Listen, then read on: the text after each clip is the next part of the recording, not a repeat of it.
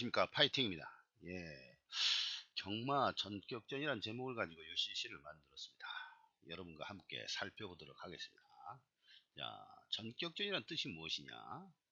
전격전이란 뜻은 한번 백과사전에서 한번 찾아봤습니다. 이게 군사용어인데요.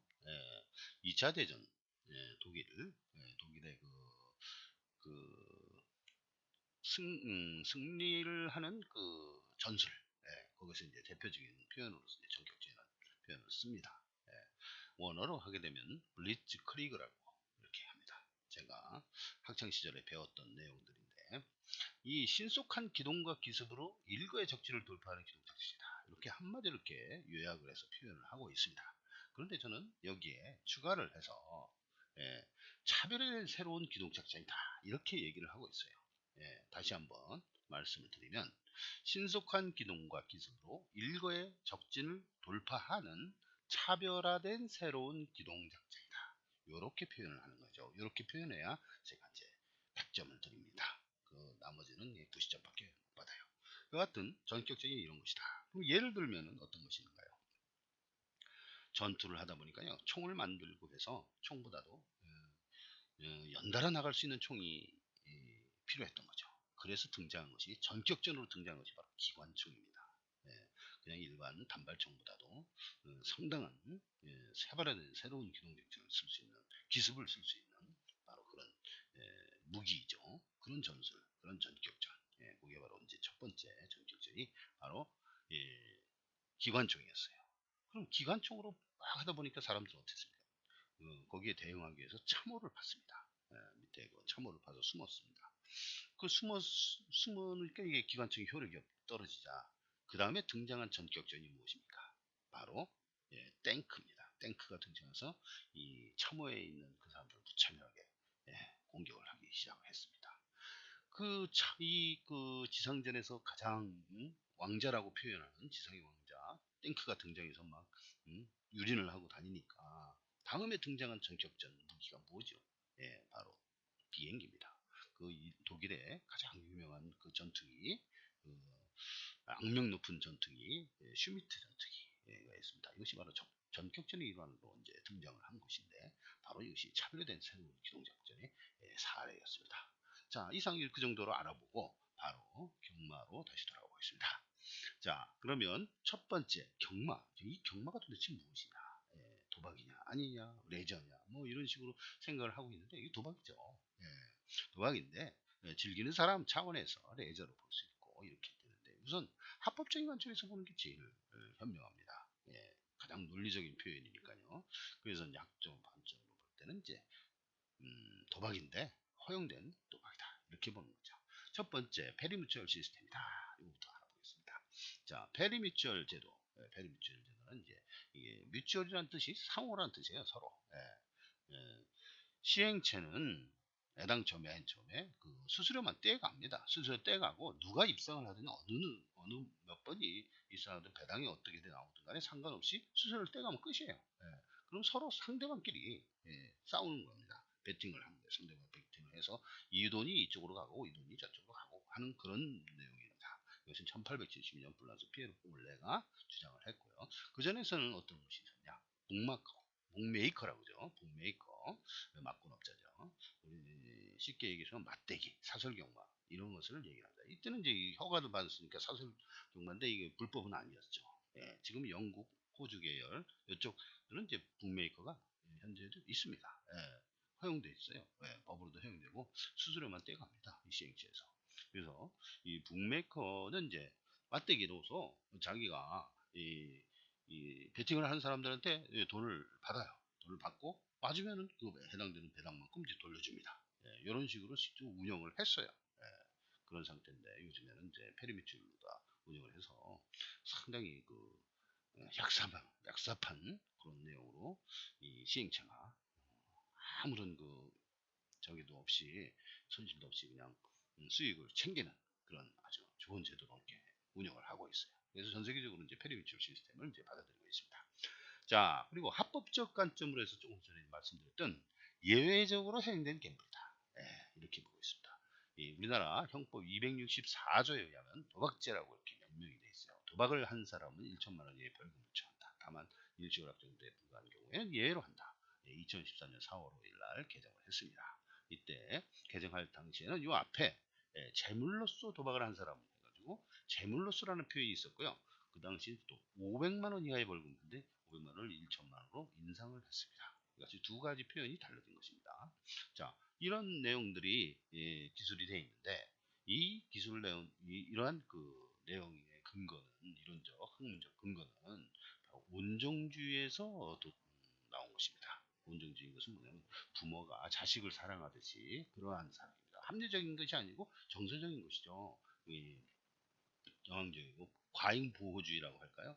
이런 내용이 이제 밑바탕에 깔려 있습니다. 그래서 전 세계적으로 이게 도박죄라는 것이 이 죄가 되느냐, 법적으로 이게 문제가 되느냐 하는 것은 논란거리가 됩니다. 이 도박죄가 죄가 아니다 이거죠. 근데 과잉 보호주의에서 나라에서 정부에서 어떤 방향으로 추구를 하는 데서 생겨진 발생된 그런 법리예요. 그래서 이 법이라는 것은 뭡니까? 그 근원이 법의 근원이 뭐냐? 도덕이에요. 도덕과 관습에서 나온 겁니다. 거기에서 이제 그 법이 만들어지는 거죠. 그러다게 따지고 볼 때 우리나라에서는 이 바로 도박죄를 받아들이고 있는 그런 상황이죠. 그래서 이제 온정주의라고 해서 법리적으로는 이게 맞질 않아서 도박죄가 타당하냐 안 하는 논쟁이 목거리가 많습니다. 자, 하여튼 도박의 법적 구성 요건은 이제 네 가지라고 볼 수 있어요. 먼저 첫 번째가 이 재산 재물입니다. 이 재물 없이는 법적 구성 요건이 성립이 안 된다 하는 얘기입니다. 두 번째는 이제 우연성, probability에 관한 거예요. 이 우연성이라는 것이 무엇입니까? 이 확률이죠. 확률. 우연성. 실력으로 다투는 것은 이제 도박의 구성 요건이 아니다 이게. 예를 들어서 이제 얼마 전에 어, 골프 내기 골프를 했는데 이것이 도박이냐 아니냐를 이제 지방법원 판단에서 이제 판결을 하는데 도박이 우연성에 해당하지 않아서 이제 도박에 해당되지 않는다라고 판결을 한 적이 있어요. 그 사례는 뭐냐면 이 법적 구성 요건을 따지다 보니까 우연성에 해당되지 않는다는 그런 생각을 갖게 된 것이죠. 그러나 사실 그 상위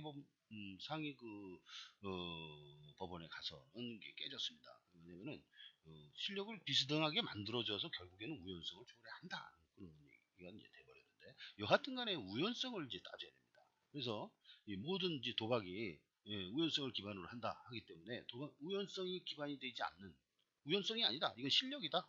이건 투자다. 뭐 그냥 뭐 어떤 실력에 의해서 향상되고 어떤 연구에서 어떤 성과를 얻어내는 것이다. 요것만 입증이 되면 이제 도박이 아니다 이렇게 되는 것이죠. 다음에 이제 제로섬 이제 쌍방 손익 득실이 있어야 돼요. 쌍방 간에 뭐 세 사람 이상도 상관이 없어요. 여하튼 시행체가 얻은 일정한 부분의 수수료를 떼가고 그 외에 나머지 부분을 갖고 떼가도 제로섬이에요. 떼간 상태에서 제로섬이니까 뭐 떼갔기 때문에 제로섬이 아니다 뭐 이렇게 생각하면 안 돼요. 이 제로섬의 개념이 맞는 게 그럼 하나도 없죠. 안 떼가는 게 어디 있습니까? 다 떼가는데 제로섬이라는 건 떼가고 나서 이 제로섬이 되는 거예요. 그래서 쌍방의 손익 한 사람이 손해를 보면 한 사람은 이익을 보고 한 사람이 득을 보면 한 사람은 실을 한다. 이런 내용이 있어야만 반드시 도박죄로 법적 구성 요건을 갖는 겁니다. 다음에 네 번째가 이제 이게 문제인데요. 판돈 크기. 요 위에서 일시오락 정도에 불과한 경우는 예외로 한다. 이 내용입니다. 지금 현재 경제적 수준에 따라서 돈을 많이 버는 사람, 가령 이제 뭐 연봉이 그러니까 연봉이 1억을 되는 사람이 이제 10만 원짜리 고스톱 쳤다. 이것은 이제 도박이 아니라 오락의 정도의 일시오락 정도에 불과한 경우로 친다 해서 이 사람은 이제 도박죄 혐의를 받습니다. 도박이 아니다. 그 다음에 그 연봉 이제 1,000만 원짜리가 이제 10만 원짜리 그 판돈을 가지고 그 고스톱 쳤다. 그랬을 때는 이제 도박에 해당된다. 이렇게 보는 겁니다. 그래서 판돈의 크기가 이 판례로 지금 나와 있고 아예 법조문에 이렇게 일시오락 정도를 한 경우로 예외를 한다는 요 잣대를 평가하게 된다. 잣대를 사용하게 된다. 이렇게 알아두시면 됩니다.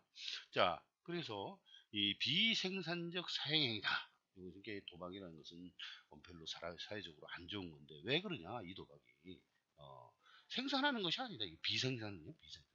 어디서 이제 계속 근로하고 노동하고 뭐 이렇게 생산하고 하는 그런 생산직 근로, 뭐 일반적인 근로는 뭔가를 새로 창출을 해내는 거예요. 계속 뭐 어디서 창출해나고 없는 거에서 무에서 유를 창출해내는 그런 활동인데, 이 도박이라는 것은 있는 상태에서 이쪽 걸 뺏어서 이쪽으로 가져가고 이쪽 걸 뺏어서 이쪽으로 가져가고, 이게 비생산적이다 이거죠. 비생산적이고, 그 다음에 사행행위, 좋지 않은 행위다. 사회적 일각에서 보는 시각에서 볼 때 좋지 않은 행위다. 그래서 사회행위, 좋지 않은 행위를 이렇게 본다. 그래서 대법원 판례상 뭐 읽어보겠습니다. 정당한 근로에 의하지 않냐고 재물의 취득을 처벌함으로써 경제에 관한 건전한 도덕 법칙을 보완돼 있다. 이거 대법원 판례 2006년도에 있었던 얘기입니다. 자, 다음에 이제 도박공화국이라는 얘기, 우리나라 도박공이라는 얘기 그가 좀 있습니다. 예. 왜 그러냐? 그러면은 너무 과잉으로 이렇게 도박을 금지하다 보니까 이게 생긴 것, 생긴 의미도 있습니다. 예. 그래서 지난해 사행산업에 성인 1인당 53만 원 5천 원을 지출했다. 이거 2014년 9월 24일 아시아뉴스 통신에서 보도한 내용인데요. 국회의원 발의로 이렇게 나온 정보입니다. 자료입니다. 예, 경마는 이때 1인, 에, 1일 1인당 약 40만 원을 지출했습니다. 예, 그래서 경마는 상당히 많은 돈을 지출한 셈이죠. 그래서 도박 중독 위험자는 7.2%에 해당되고, 전체 성인 260 성인 중에서 265만 명이다 하는 거예요. 예, 이것이 이제 7.2%라는 거죠. 상당히 많은 사람이 도박에 빠져 있고, 거기에도 상당히 많은 지출을 하면서 이 다른 사람 돈까지, 가족과 친척, 지인들까지 이제 그 피해를 발생하는 그런 그런 상태가 하는 겁니다. 그래서 이 내용을 잠깐 알아볼까요? 예. 자, 보시면은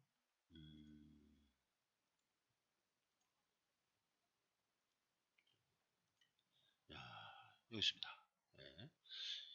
고객 1인당 2014년도 기준 1인당 평균 구매액, 이것은 이제 제가 이제 질을 한 내용입니다. 경매 고객 1인당 일평균 막공 구매액에 대해서 질의한 바 있어요. 그래서 2014년 그 내용을 이제 옮겨 말씀드립니다. 자, 그러면은 2014년 기준 고객 1인당 평균 구매액은 총 매출액을 총 입장 인원으로 나눈 금액인데, 토요일, 일요일, 금요일 좀 다소 차이가 있습니다. 일요일이 좀 많고요. 전체적으로 볼 때 50만 원에 해당된다. 49만 9,892원. 그러니까 50만 원씩 평균 구매를 했다. 이렇게 보는 겁니다. 그래서 이 환급금을 제외한 고객 1인당 평균 지출액은 얼마냐? 그러면 전체 14만 3,240원. 환급금을 제외한 고객 1인당 평균 지출액입니다. 자, 이런 내용이 나왔고요. 이제 제가 이게 따로 통계를 내봤습니다. 그래서 통계를 내본 경우 결과 어떤 결과가 나왔느냐 하면은 2014년 경마일 입장객 수를 그 다음에 입장객 수로 나눈 거죠. 예. 이건 이제 계산을 한 거예요. 1인당 베팅 금액이 얼마냐 되느냐 해서 총 평균 총 발매 구매, 거기다가 이제 일경 주수를 곱하면 총 금액이 나오죠. 거기다가 이제 총 입장 인원을 나누면 이와 같이 37만 9천 9천 원이라는 금액이 지출이 됐다. 1인당 베팅 금액이 이렇게 된다. 하루에 베팅 금액이 이렇게 된다. 이렇게 계산이 된 겁니다. 이때에 경주당 3만 2천 원 꼴로 베팅을 한 그런 셈이 된다. 여튼 참고적으로 사람들이 알아둘 필요가 있습니다. 맨 땅에서 헤엄을 하는 것보다도 이러한 것이 바로 경마다 하는 것을 참고적으로 알아두시기 바랍니다. 자, 그러시고 여기에 대해서 이제 승식별로 이제 구성한 비용을 이제 여기 뽑아놨기 때문에 다시 한번 살펴보면, 이게 2016년도는 좀 많이 달라졌어요. 삼복 승식이 많이 증가했는데, 삼복 승식 33.2%, 쌍승식 17.6%, 복승식 41.5%, 연승식 1.4%, 복연승식 5.5%, 단승식은 1%에도 미치지 못합니다. 0.8%. 이 정도 해가지고 구성이 되어 있는데, 이 구성비가 이제 2016년도에는 삼복승식이 상당히 늘어났고 삼쌍승식이 이제 생겼기 때문에, 삼쌍승식이 이번에 3억 가까이 3억 넘었죠. 예. 그렇죠. 이제 시작할 당시에 6월 초에 시작을 했는데, 그때는 2억 정도 팔렸습니다. 근데 지금 3억으로 들어가 있어요. 모바일 베팅만 했는데도 그렇게 되었습니다. 알아두시고, 다음에 과세 문제, 이것은 이제 조금 이따가 나중에 보시고요. 자, 이게 소득계층이 어떻게 되느냐. 여기서 2011년 국감에 경마고객 4명 중 1명은 월 100만원 소득이다. 그러니까 하루 만에 월급을 날릴 수 있는 그런 내용이다 해가지고, 심나영 정치경제국 기자 2011년에 보도된 내용을 요약을 한번 해봤습니다. 자, 그러시고 다시 한번 돌아갔습니다. 자, 그래서 결국에는 경마는 지옥이다 하는 겁니다. 연간 1조 7천억씩 공제를 하게 됩니다. 한 7조 원의 매출에서 그 중에서 세금 공제한 금액 27%에다 또 22%까지 추가가 있죠. 이 내용을 전부 종합하면 연간 1조 7천억 원 공제를 했다 하는 거예요. 이 당시에 바로 인원수가 얼마냐, 아까도 얘기했지만은 1일 13만 명 이 정도 되는데, 전체 총인구는 얼마냐, 이때 계산하면 약 100만 명 정도 된다 하는 이론이 받아들여지고 있어요. 약 100만 명이 이제 경마 인구다 하는 거예요. 그래서 이 100만 명 중에서 하루에 13만 명 정도가 그 경마를 이제 즐긴다 하는 이렇게 되어 있습니다. 그래서 이걸 계산을 해보면 1인당 170만 원을 이제 헌납한 셈입니다. 1인당 170만 원꼴로 다 냈습니다. 상당히 많이 낸 거예요.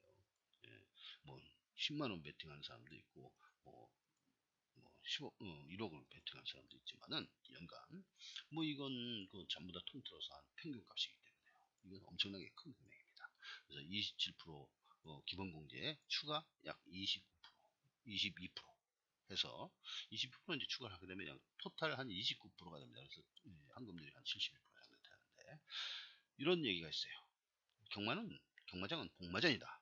복마전 악의 소굴이라는 얘기죠. 그 다음에 원수를 경마장에 데려가라. 이렇게 있고요. 이 내용은 가족과 친척 지인들까지 피해를 확산시키고 있다 하는 거죠. 그래서 경마가 이와 같은 무서운 것이라는 것을 알고 접근하시기 바랍니다. 다음번에는요, 경마 코끼리. 경마는 장님 코끼리 만지기다 하는 거예요. 어떤 사람은 단단한 옆 등을 만지면 말이죠. 옆 그 몸체를 만지면 이제 벽이다. 어떤 사람은 이제 꼬리를 만지면 로프다. 어떤 사람은 이제 뭐 뱀거리 같이 생겨가지고 코를 만지면 그렇다는 거고요. 귀를 만지면 또 부채같이 생겼다. 이렇게 얘기를 하는 거예요. 자, 그래서 요 내용들을 좀 알아보도록 하겠습니다. 장님 코끼리 만지기. 경마의 어려운 우연성. 경마라는 것은 어려운 우연성이다. 우연성으로 되어 있어요. 이것이 확정값이 아니라는 거예요. 마친인사움이라는 말이 있지만 사실 따지고 보면은 착순형이 엄청 많아요. 한 천 가지가 돼요. 마친인사움은 뭐 경마의 그 역할, 경주마의 역할이 70%, 그 다음에 사람의 역할, 즉 기수의 역할이 30%다. 이렇게 간단하게 표현을 했지만은 사실 다 뜯어도 보면은 기수와 경주마 이외에 여러 가지 착순형이 있습니다. 이것을 분석을 해보면 1천여 가지가 나온다. 여기 1천여 가지 나오는 그 증거가 여기 이렇게 있습니다. 엄청나게 많은 그 요인들이 이렇게 존재합니다. 이 수많은 요인, 이 한 개의 레코드에 한 개 그 데이터베이스에 500개씩 있는데 이 500개씩은 이제 두 개가 있어요. 그가 그렇게 된다면은 문제는 어떻게 되는 겁니까? 바로 1000개가 된다는 거죠. 그래서 이제 1000개로 이렇게 뽑아먹은 거예요. 자, 이런 내용들을 하시고 다음으로 돌아가 보겠습니다. 자, 그러면은 무엇 때문에 입상했는지, 무엇 때문에 실패했는지 확정적 이유가 존재하지 않는다. 예를 들어서 이번에 이제 어떤 2번 말이 이제 들어왔다. 2번 말이 이제 입상을 했는데 맞췄다. 그러면 자기가 이건 난 기수 보고 맞췄어. 기수가 이제 이번에 교체됐는데 기수가 잘해서 들어온 거야. 딱 그렇지만 사실 또 이면적에 보면 경주거리에 적합한 말이었습니다. 그때 경주 강점이 있는 단거리 1000m라면 1000m의 강점이 있었는지, 아니면 부담 중량이 또 좋아서 들어왔을 수도 있고요. 그 다음에 이제 뭐 출주주기라든가 2주 만에 단기 출주를 해가지고 말이지, 지난번에 아쉬움을 만회하기 위해서 들어간 그런 상태는 등등등등 해서 1천여 가지가 있는 거예요. 그 중에서 어떤 게 들어왔는 걸 보기 나름이다. 장님 코끼리 만지기다. 이러한 현상은 사회의 복잡계 현상 때문에 그래요. 복합적 우연성이죠. 한 개의 우연이 아니라 여러 가지가 복합적으로 작용을 해서 된 우연이다. 우연이라는 것을 영어로 표현하면 probability는 바로 아마도라는 뜻이면서 확률이에요. 확률. 확률은 불확정적인 거죠. 이 확률을 바로 확정적 기대값으로 바꿀 필요가 있어요. 그래야만 경마 추리에 진짜 본격적인 추리가 되는 겁니다. 이길 수 있는 경마까지도 갈 수가 있어요. 이 확정적 값으로 끌어내지 못한 이 불확정적인 상황에서는 아무도 빠져나갈 수 없습니다. 그래서 행운에 바라는 행운 게임이 되는 거예요. 사회적 일각에서는 이 경마 이와 같은 것을 뭐라고 합니까? 상해 게임. 바로 그렇죠. 불확정적인 것을 강조를 하다 보니까 바로 확률 게임이라고 합니다. 확률 게임. 확률 게임이에요. 확률은 불확정적인 랜덤 성질을 갖고 많은 데이터를 수반하도록 기대값 산출이 필요한 것이죠. 기대값이 확정적인 거기 때문에 기대값 산출 없이는 확률 자체만으로는 불안정한 거예요. 그리고 랜덤이다. 이 랜덤. 이 랜덤에 대한 성질이 이렇게 네 가지가 있어요. 불규칙하고 무슨 순서가 없고 불확정적이고 불가치하다 같은 네 가지 성질이 있어요. 랜덤을 한번 표현을 해봅시다.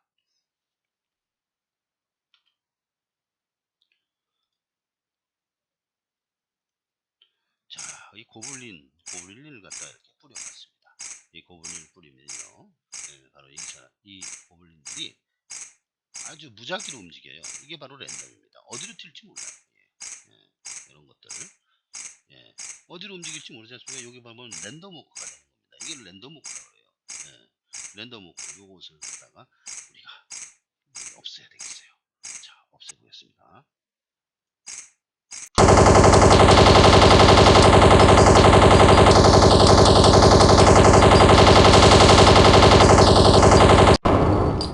자, 시원합니다. 없앴습니다. 이걸로 다 청소를 할까요? 자, 이와 같이 랜덤의 표현을 한번 제가 어떤 소프트웨어를 가지고 한번 해봤습니다. 자, 경마의 우연성은 사람들 손을 벗어난 신의 영역을 포함을 했다 하는 내용입니다. 이 경마의 우연성은 진짜 우연한 거예요. 어떤 일이 일어날지 몰라요.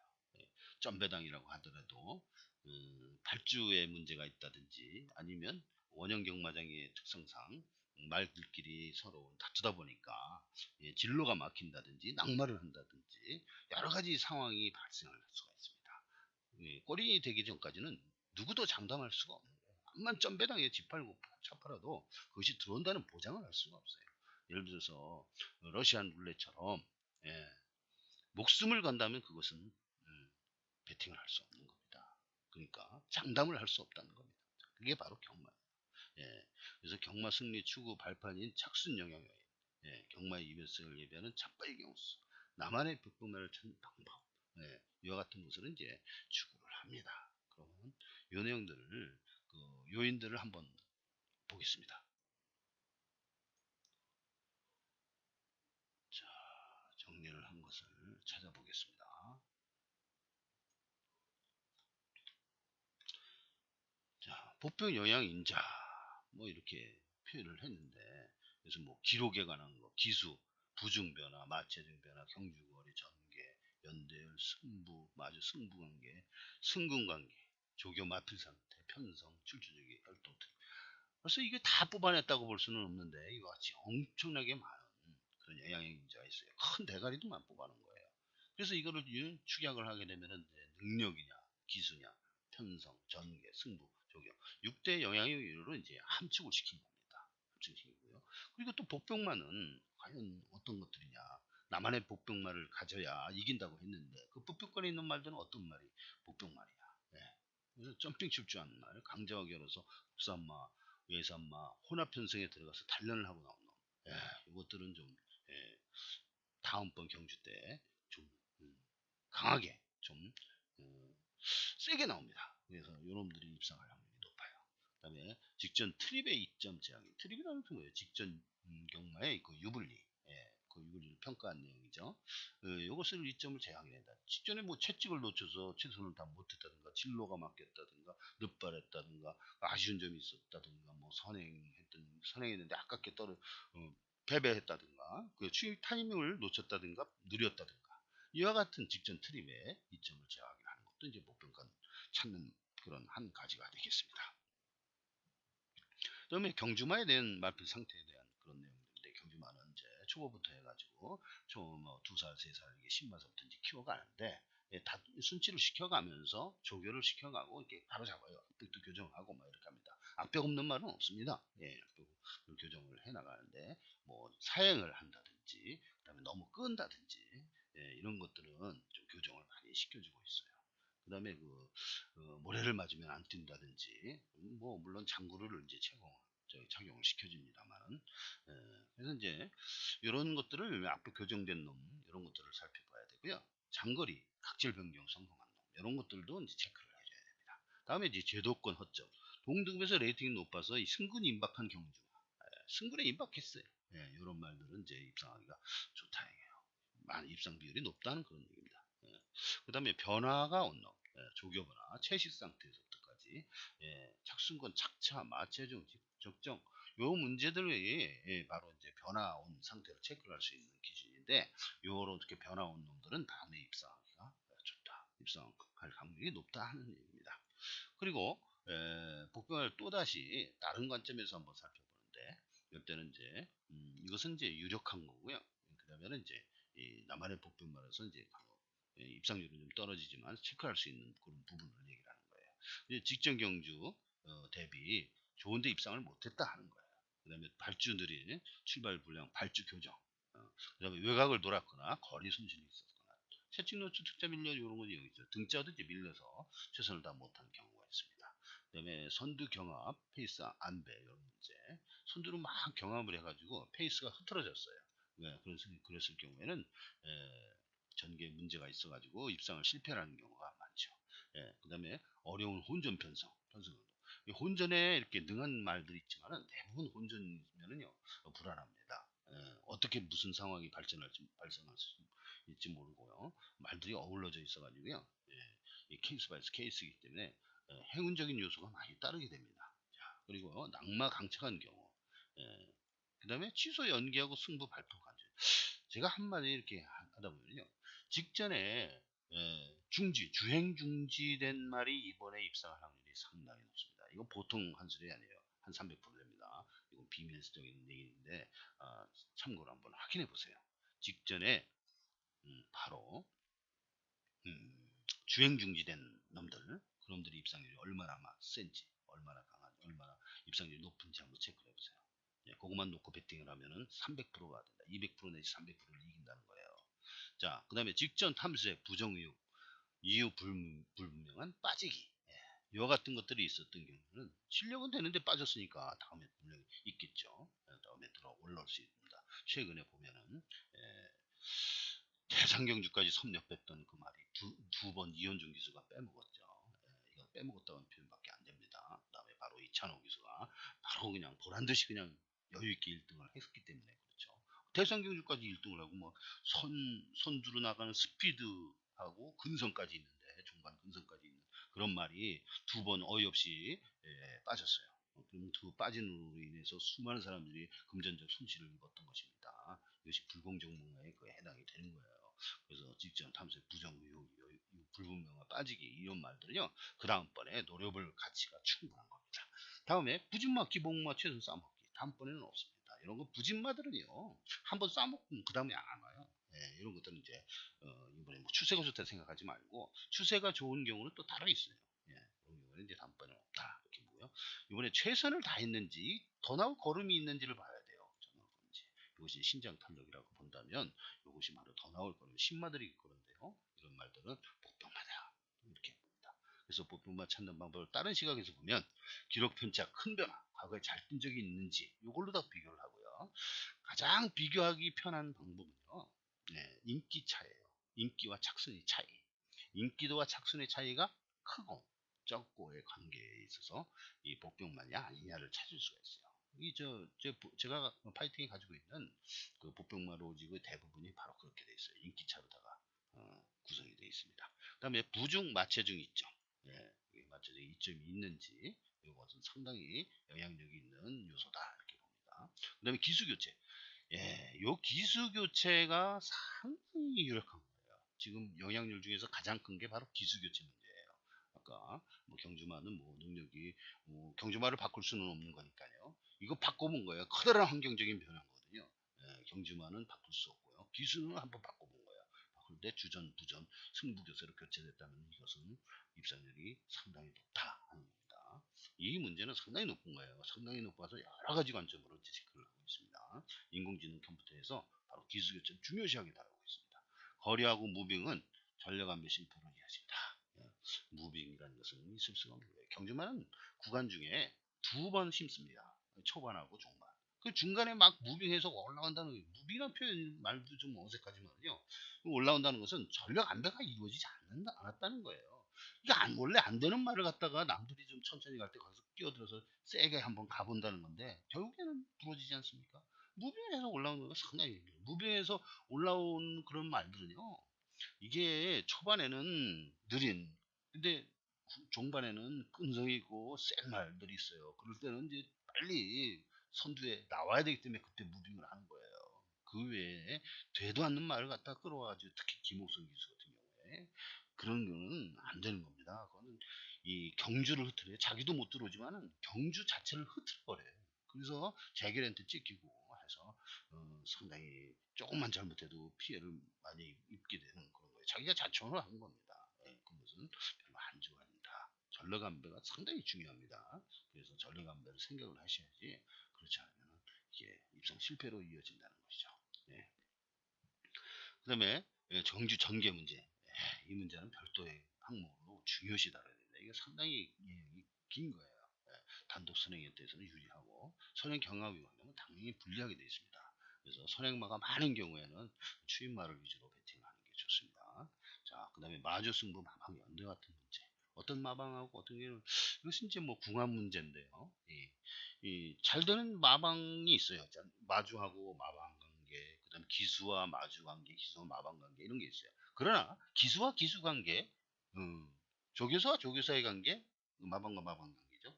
마주와 마주의 관계. 이와 같은 것들은 이제 연대가 이제 있을 수가 없다. 그 연대 무용론을 주장하는 사람인데, 연대는 있을 수가 없는 거예요. 손잡고 들어오고 누구누구는 안 들어오고 그런 건 없습니다. 마방과 마주, 마방과 마주, 기수와 마방, 기수와 마주 이렇게 엇갈려야 돼요. 기수와 기수, 마방과 마방 이거는 안 된다는 얘기죠. 무슨 약속을 하고 들어오는 겁니까? 전부 다 부정경마일 때만 그런 것이지. 그런 것은 차라리 연구를 하기보다도 포기를 해야 됩니다. 경마 자체를 포기해야 돼. 만약에 그게 성립이 된다면. 예. 그 다음에 과거 잘뛴기로, 이건 미리 아까 맨 처음에 얘기를 한 적이 있습니다. 고등급 단거리와 저등급 장거리는 이제 많이 터지는 경우이기 때문에 그때 살펴봐야 돼요. 고등급 단거리 되면 옛날 거리, 단거리에서 잘 뛰었는지 살펴봐야 되겠죠. 하지만 이제 최근에 잘 뛴 거리가, 그러니까 장거리 잘 뛴 놈이 단거리도 잘 뛰게 돼 있어요. 예, 그런 것은 이미 미리 감안하고 보셔야 되는 거예요. 그 다음에 승군관계, 승군전. 승군전의 변화가 요즘에 많이 일어났습니다. 예, 뭐 때문이죠? 예, 바로 레이팅 제도 때문에 그런데, 레이팅 때문에 승군전 지금 요즘에는 먹고 보자 하는 추세예요. 그래서 승군전에도 입상을 하는 경우가 상당히 많습니다. 옛날에는 승군전만 되면 무조건 자빠이했어요. 천천히 가자 해요. 미리 가봐야 손해보니까 전체적으로 상금을 최대화를 끌어내기 위해서 승군전에 천천히 가가지고 차근차근 해서 4착, 3착, 2착, 1착, 1착 이런 식으로 해가지고 돈벌이를 하는 게 최고로 많이 뽑아내는 그런 수익을 많이 뽑아내는 그런 방법이니까 그 방법을 많이 사용했는데 레이팅 제도가 되니까 달랐어요. 강군도 하고 강군, 승군도 하고 강군도 합니다. 그리고 이제 언제 어떻게 승군할지 몰라요. 이거 전부 다 이거 핸디캡 마음대로 하니까 이게 과학적으로 논리적으로 규칙적으로 이렇게 제시하고 말이죠. 이렇게 하는 것이 레이팅인데 거꾸로 돼버렸어요. 핸디캡 마음대로 이게 올라갑니다. 어떻게 될지 몰라요. 네. 그런 식으로 지금 되어 있는 게 뭔가 잘못된 제도일 때 하여튼 이 제도가 잘못됐든 잘못됐든 이 제도를 이용해서 맞춰먹는 게 중요한 거기 때문에 잘 활용을 하시기 바랍니다. 그 다음에 조교마필 상태 변화. 이 상태 변화. 어떤 사람은요 조교마필 상태라는 것은 말이죠 항상 예시장에서만 보아야 이게 되는 것인 줄 알고 있는데 뛰는 것을 봐야 돼요. 걷는 것을 보면 큰 차이가 없어요. 뛰는 것을 봐야 되고 그 뛰는 것이 한 달 전에 잘 뛰든 일주일 전에 잘 뛰든 일주일에 잘 뛰는 것은 이제 조계장 모습이죠. 한 달 전에 잘 뛴 것은 무엇입니까? 예, 바로 지난번에 입상을 했구나 하는 그 지난번 경주예요. 그래서 그것이 상태가 급작스럽게 변화하거나 그러지 않습니다.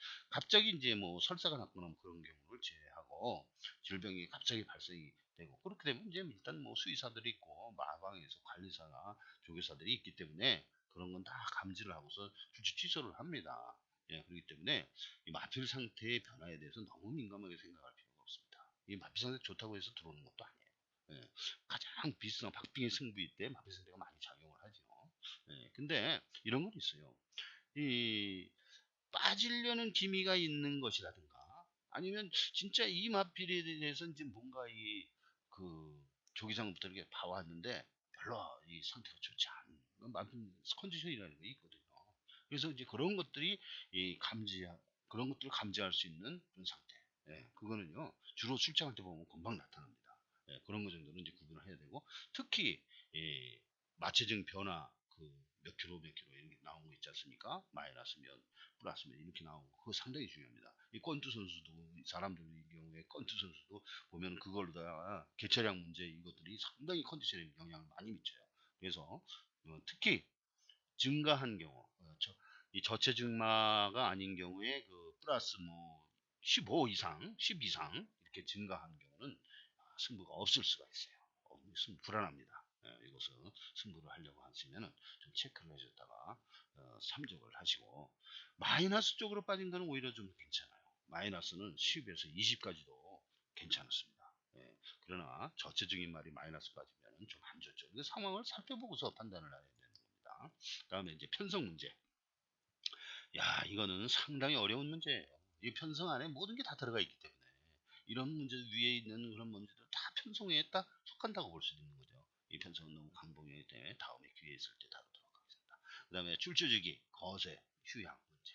예, 출주기가 단기 출주라는 게 있죠. 이럴 때는 아쉬운 말들이 이제 단기 출주하는 경우가 많아요. 지난번에 떴더니 조금만 더 밀었으면 될 텐데 하는 그런 생각을 가지고 2주 만에 출주합니다. 뭐 조교 같은 거 다 무시하고 바로 그렇게 출주해서 지난번에 아쉬운 3착을 했다든가 착차는 7등인 착차는 별로 없는데 착수는 뭐 8등이었다든가 때로 몰려서 왔다든가 뭐 그런 경우 그런 거 아쉬움이 있을 때는 출주율 단기로 줄여서 나오기도 합니다. 물론 이런 건 있어요. 매주 이거 안 되는 말 그냥 출주 수당만 타먹으려고 그냥 계속 나오는 말이 있어요. 그런 말은 이제 빼고 하는 얘기예요. 그 다음에 거세만 바로 다음번에는 입상하기 어렵다는 통계가 있어요. 한 이 두 번, 세 번 지나야 됩니다. 거세를 한다면. 그리고 거세 효과도 별로 없어요. 제가 그렇게 통계를 다 내봤는데 이 거세는 지금 동물보호 입장에서 이건 있어서는 안 되는 그런 얘기입니다.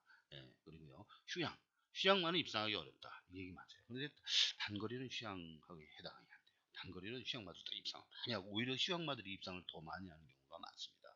그래서 중거리 이상, 특히 이제 1300m 이상 휴양마 10주 이상, 10주 이상의 간격을 나온 그런 경우를 휴양으로 보고 입상이 어렵다 이렇게 보시면 됩니다. 단기 같은 경우는 이제 3주는 단기보다도 이제 2주가 단기로 보는 거예요. 2주 만에 출주한 거.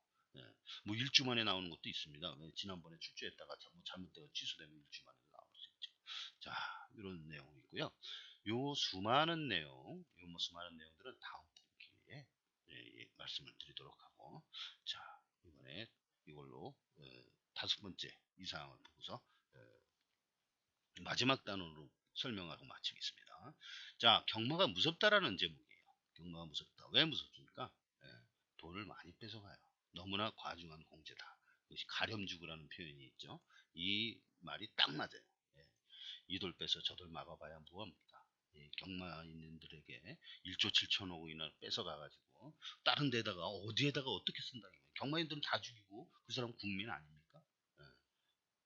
그 사람들도 국민이고 똑같은 국민인데 다른 사람을 유해준다고 경마인보다 더 어려운 처지에 있는 사람을 유해준다면 또 몰라요. 근데 그렇지도 않은데 경마인분 처지보다도 더 좋은 사람한테 돈을 다 주는 거예요. 그건 말이 안 되는 겁니다. 경마인들에서 뺏어간 돈은 경마인들에 돌려줘야죠. 예, 그래야 됩니다. 이 경마를 시행해서 만약에 그 경제 발전을 이루고 뭐 사회적 환원이 일어난다고 그렇게 주장한다면요, 오히려 그쪽을 부각을 시켜야 돼요. 그쪽을 부각시켜서 경마를 내재로 해가지고 경마는 그 주식처럼 주식은 이제 사회 경제적 이익으로 보고 있기 때문에 세금도 면제해주고 뭐 별거 가장 적게 해주고 막 이렇게 하고 있습니다. 근데 경마는 오히려 반대하니까 세금 엄청나게 많이 뜯어내면서 그런 식으로 해주면 안 됩니다. 이 경마하는 사람 다 부자가 아니라고 했습니다. 아까도 얘기했지만은 경마하는 사람들이 그 구성이 어떻게 돼 있어요? 바로 예, 경마하는 사람의 구성들이 4명 중 1명이 월 100만 원 소득 예, 서민들이에요. 예, 이런 측면을 아시고 해야 되는 거예요. 그래서 우리나라 경제는 어떻게 과렴주구냐?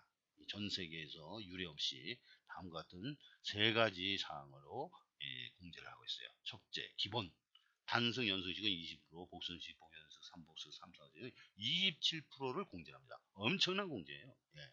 그 다음에 추가 100배 이상 승식에 관계없이 22%를 추가 공제합니다. 예, 3억 이상은 이제 30%예요. 예, 이것은 지난번까지 이렇게 이것에 불만이 있어가지고 이것을 없애달라, 이것을 완화시켜달라 했는데 오히려 더 늘었어요. 새로 신설 이번 7월 1일부터 100배 이상에 관계없이 200만 원 이상만 되면 환급 가면은 25% 추가 공제합니다. 100배에도 가져가고 200배에도 가져가고 물론 이제 더블이 아닙니다. 22 플러스 22%에서 44% 가져가는 게 아니라 여기에 해당돼도 22%를 가져가지만 여기에 해당돼서 유행이 벗어나도 200만 원 이상만 되면 무조건 22%를 추가 공제하겠다 하는 겁니다. 이와 같은 제도를 신설을 해가지고 이 전 세계 유례 없이 악명을 떨친 우리나라 세금 제도가 되겠어요. 이것은 오히려 더 역효과가 날 것으로 이제 보고 있는데 이반자들 이러한 규칙 규범을 갖다 만든 법을 만든 이반자들이 과연 이 경마에 대해서 과연 올바로 이해하고 만들었는지 그리고 무작정 경마인들 죽이기로 만들었는지 판가름이 날 겁니다. 자, 이 국제적 위상 IFHA 국제경마기구 통계를 한번 갖고 비교를 해보겠습니다. 자, 이 내용들은 수차례 올렸어요. 제가 인터넷에 올렸는데 여기 이제 2011년 통계를 이렇게 봐요. 보면은 예, 아일랜드, 영국, 호주, 홍콩과 같은 영국 개 국가들은 전부 다 이제 90% 수준, 85에서 90%의 수준의 환급률을 보유하고 있어요. 상당히 좋은 신사적인 그런 나라예요. 이런 것이 영국이 종주국 아닙니까? 경마 이렇게 돼야 되는 거예요. 이렇게 돼요. 그리고 조세가 별로 안 거둬요. 뭐 홍콩은 이제 12% 같지만 우리나라 조세 보면은 상당히 높아요. 16%예요. 그러면 여기서는 10% 공제를 해도 바로 여기 운영료에 다 쓰는 거예요. 운영 9% 아닙니까? 운영 9%. 운영 9% 우리는 한 11% 쓰고 있는데 하여튼 그런 식으로 해서 조세로 다 가는 것이 적다. 근데 이 조세가 다 어디로 가요? 지방세로 갑니다. 지방세. 국세는 그 22% 추가 공제한 그 내용만 이제 가고요. 그것은 이제 3%에 해당해요. 여기 이제 지금 73% 아닙니까 우리가? 근데 여기 71%로 왜 표현이 되느냐? 2% 내용이 바로 22%에 해당되는 추가 공제, 100배 이상 추가 공제가 바로 2% 정도 해당됩니다. 전체 매출에. 그렇기 때문에 한 71%로 계산이 된 거예요. 이렇게 보시면은 우리가 매출은 지금 재팬 다음으로 이제 우리가 이제 7위예요. 7위.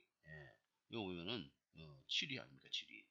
하나, 둘, 셋, 넷, 다섯, 여섯, 일곱 번째 나라예요. 우리나라가. 1위가 이제 재팬이고요. 매출로 볼 때요. 재팬이 이제 일본 아닙니까? 그렇지만은 환급률은 몇입니까? 22위예요. 22위. 경마국 그렇게 많지 않은데 뭐 40개만 뽑아놨는데 그 중에서 22위 절반 밑으로 쳐지는데요. 우리 밑에 나라 이 나라는 이유가 있는 나라들이에요. 이런 나라들 이제 법으로 금지를 하고 터키 같은 나라는 법으로 금지하고 있는 나라 아닙니까? 이슬람계 국가들 이런 들은 말이죠.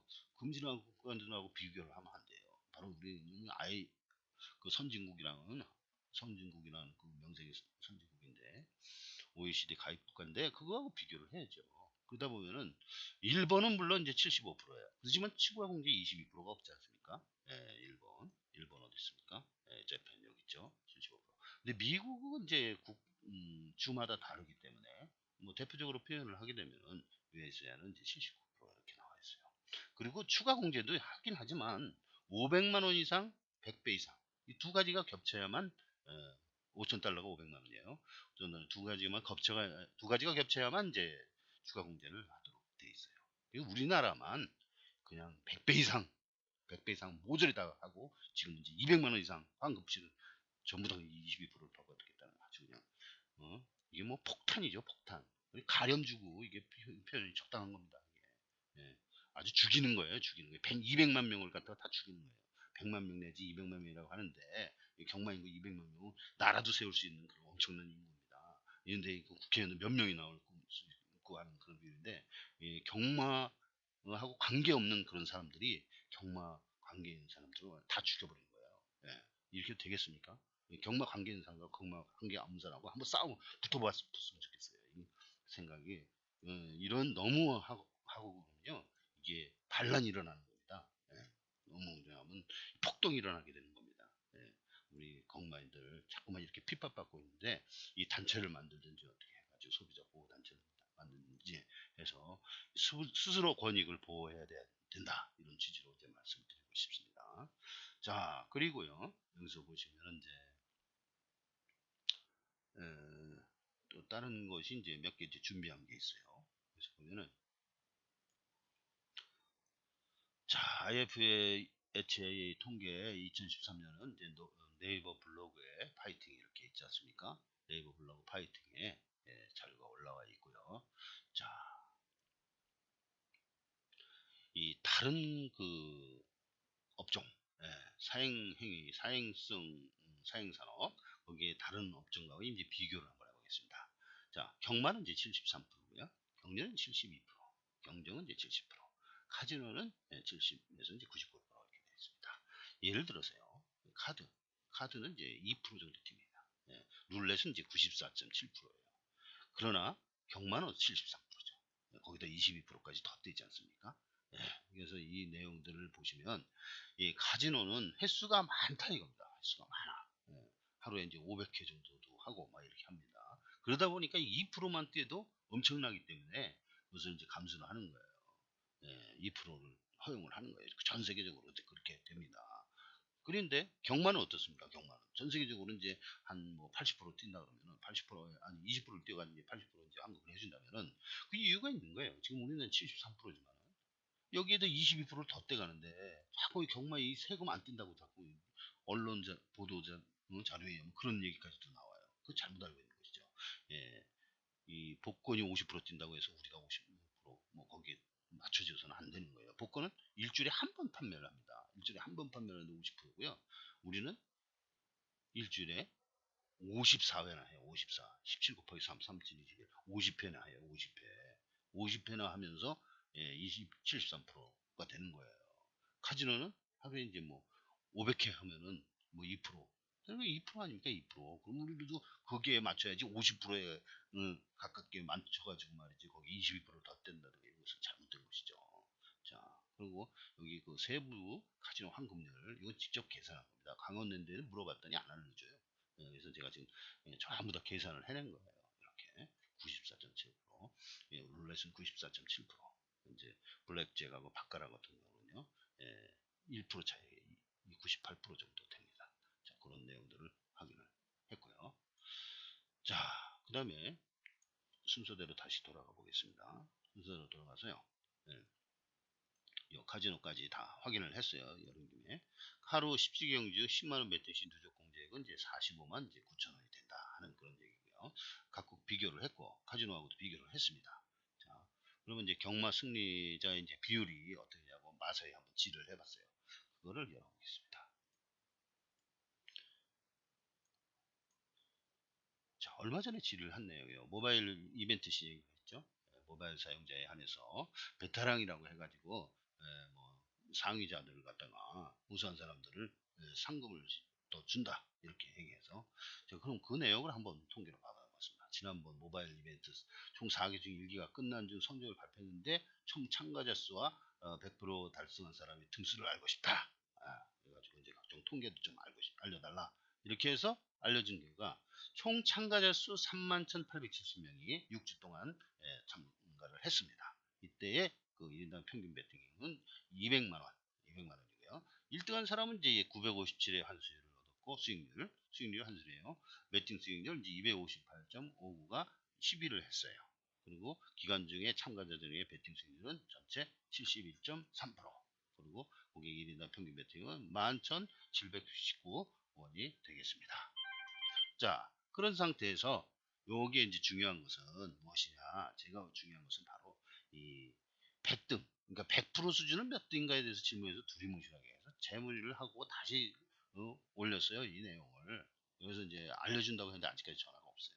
자, 하여튼데 이 얘기하기로는 100등이라, 100등은 넘는다 했습니다. 100등 넘는다. 이제 100등 정도 되는 것 같아요. 내가 보니까 제 등수하고 확인을 해보니까 100등 정도 되는 것 같은데, 이 100등이라고 했을 때 3만 명 중에 100등이면 0.3%에 해당합니다. 그래서 이기는 사람은 0.3%에 불과하다. 이것을 이제 확인을 했습니다.